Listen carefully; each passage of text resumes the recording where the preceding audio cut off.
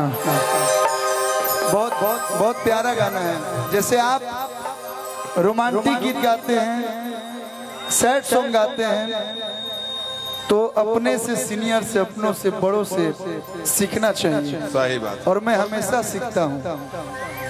और आप जितना प्यार, जितना सम्मान हम सभी छोटे भाइयों को देते हैं, आप ऐसे ही देते रहिए। लोग क्या बोलता है क्या नहीं बोलता है, उस पे नहीं जाना है।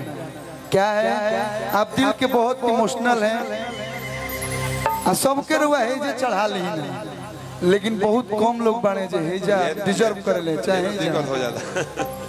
बस हम ये कहब, मैंने आपका एक दो स्टेटमेंट सुना, यहाँ लगा। आपको कुछ बोलने का जरूरत नहीं है, एक लाइन आपके लिए।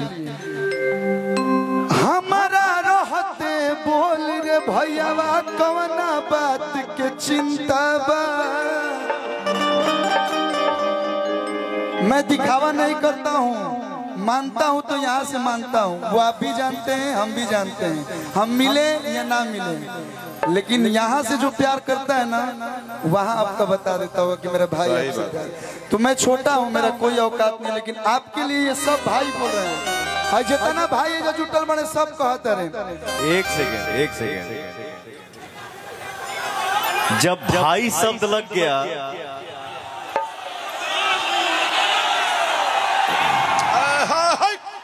जब भाई शब्द आ गया, तो वहां बेटा औकात की बात ही नहीं करनी चाहिए।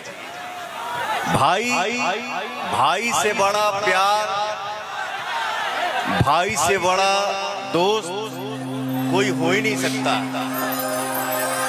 वाह वाह। ये सब भाई गा रहे हैं, मैं नहीं गा रहा हूँ। इन लोग की आवाज मैं गा रहा हूँ। बैठ जा। हमारा रहते बोलाए भैया, कौना बात के चिंता बा। ये सुधीर भैया गा रहे हैं, रमेश भैया, सब लोग। कि तहरा के हाथ लगा दी, जब ले बघा जिंदा।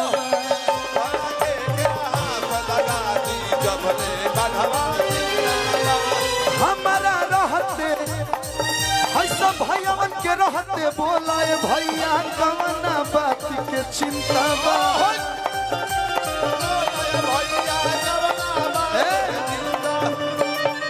ये एक दो परिवार किसी के साथ रहते तो लोग ऐसे चलेला। पूरा दुनिया, पूरा इंडस्ट्री, पूरा लोग आपके साथ है। बानी लोग ना भैया, और आप सबको मिला के चलते हैं। बस आप ऐसे रहिएगा, आप अपना कार्य करते रहिए। कि तहरा के हाथ लगा दी, जब ले बघावा जिंदाबाद।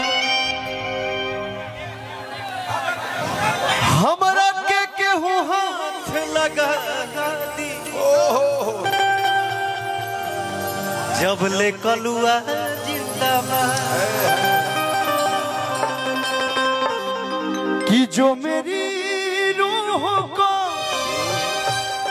चैन दे, प्यार दे, वो खुशी बन गए हो तुम।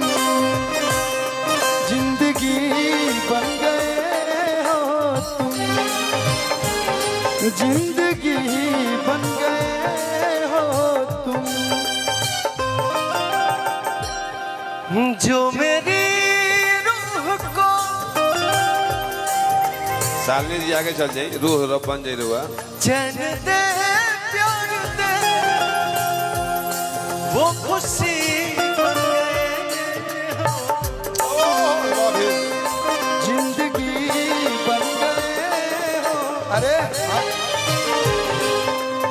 सब हंसी के तक कई लोग के देखो, हम अगर एक्टिंग करते हैं। गुलाब के फुलवा नहीं खा ले तू है हंसा तरी फूलवा ले बताते हैं से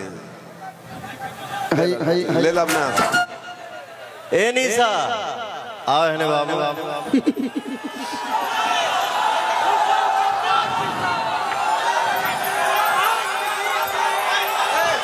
3 and 2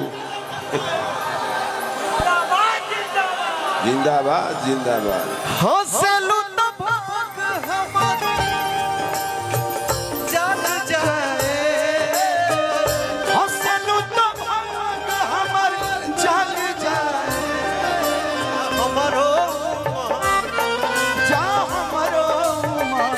तोहरे के लाग जाए जा हमरो मन तोहरे के लाग जाए हंसलू तो भाग हमारी जग जाए हंसलू तो भाग हमार जग जाए जा हमरो मन जा हमरो मन तोहरे के लाग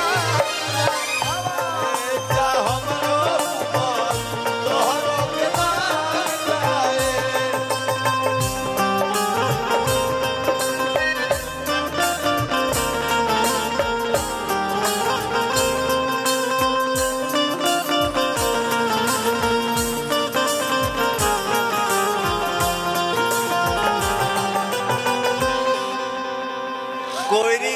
कोयरी के देवता खड़ा बाड़ू लोग। हाँ गौरी के देवता मत मत हिलबू लोग ना। अरे थोड़ा कमर उमर तनी लचके के दोनों भाई का ना एक्टिंग करी जा।